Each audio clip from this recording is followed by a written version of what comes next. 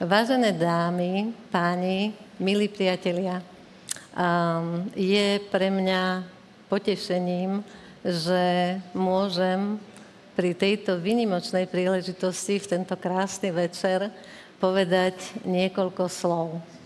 V súčasnosti sa často stretávam s názorom, že potrebujeme lepšiu spoločnosť.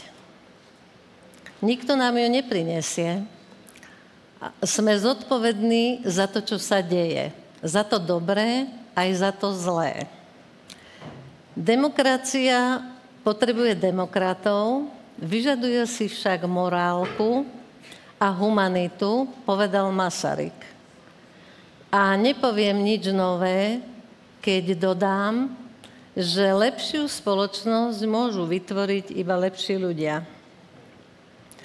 Vo verejnom priestore sme dnes konfrontovaní s nebývalou mierou nevzdelanosti, svojvôle, absencie pokory aj služby občanom.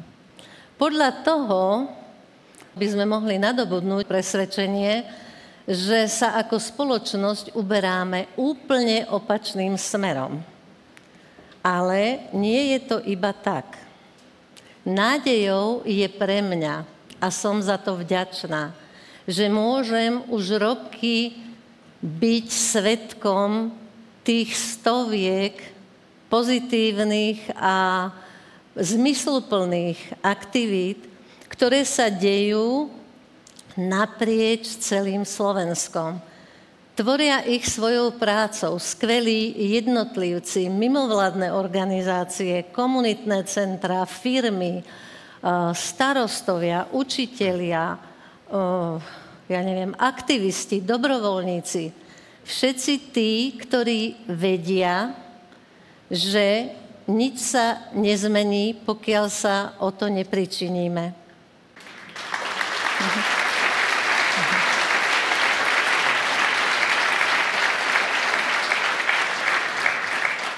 Milí priatelia, to je tá uvedomelá časť občianskej spoločnosti.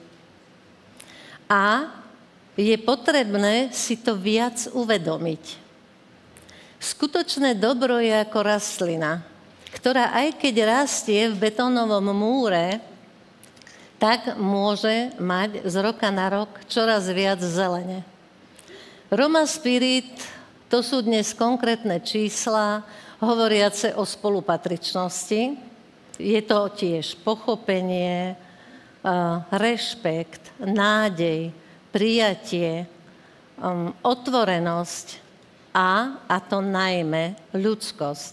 Neuveriteľná ľudskosť, ktorá presvetľuje všetky tieto aktivity a prináša nádej tým, ktorí ju prijímajú, a radosť tým, ktorí vedia dávať. Ďakujem vám všetkým. Ďakujem laureátom, nominovaným, podporovateľom, partnerom, priateľom, tým, ktorí to s nami ťaháte celých 15 rokov. Na záver mi dovolte povedať, že v prehlbovaní porozumenia a v rozvíjaní ľudskosti sú všetci, ktorí to dokážu, víťazmi. Ďakujem pekne. Ďakujem.